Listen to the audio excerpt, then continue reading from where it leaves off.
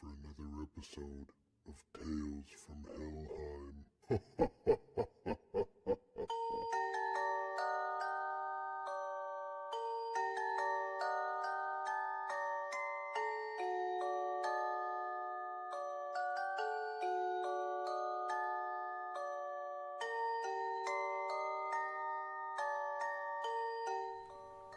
This one is sleep paralysis. Before I start, you gotta know that I have a long history of multiple sleep paralysis ever since I was a child.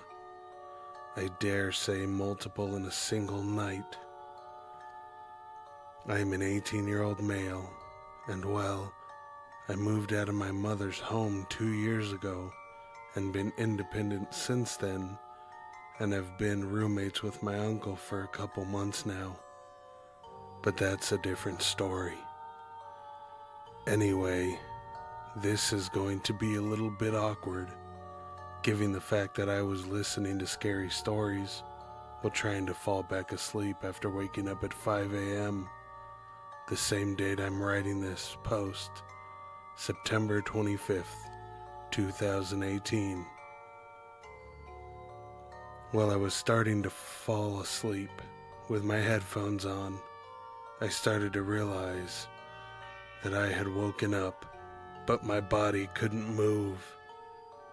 Now it was weird for me, given the fact that I haven't had any sleep paralysis recently for a very long time, but I knew what I was going through. My vision started to blur. My head felt heavy, but I could still hear the voice coming out of my headphones narrating a story.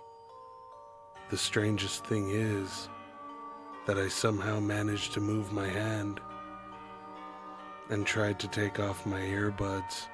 As much as I tried, I couldn't take them off. It's as if they were glued to my ears.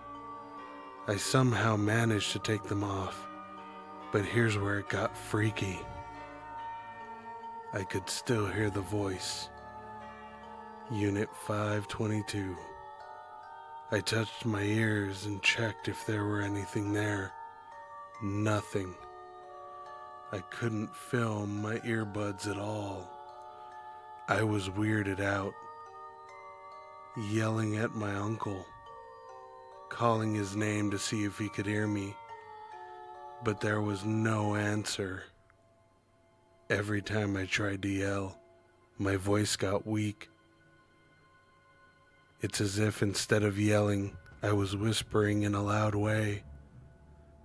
And that's when I started to see things, like demons in deformed faces, just staring at me and evilly smiling. I can't explain how they looked, but they were flashing in the ceiling. Weird, right? Yeah, I know. As I was sort of freaking out, I literally did what any young kid would do and hid under my blanket. Not because I was very scared or frightened for my life, but to see if those faces would go away. Though they did, it doesn't end there. Here's where the most freaky and weird shit happened. As my vision started to clear and I was able to move more freely, it's when I realized I never even moved a muscle the whole time I was going through sleep paralysis. Turns out I was hallucinating shit and imagining that I was actually moving and yelling. Like I've said, I've had experience with sleep paralysis for a long time, so I totally have experience on how to actually get out of it when it's a normal one, where you're just awake and can't move. Yeah, I know, that's the whole point of one, but not all of them are all about hallucinations and imagining things. This was one of the few paralysis where I hallucinated and imagined things. Like I said, I haven't had one in a year. I could say this one is the most recent one. I know it's probably not that scary, but for those who have experienced sleep paralysis, know how terrifying it can be and get. It takes a strong mind and soul to get out of one, because you're literally struggling with yourself to be able to move and just come back to reality. For those who have never experienced sleep paralysis in their life, I really hope you never do. Even sleep isn't safe. Don't forget to cover up, because you never know what's under your bed waiting to touch your feet.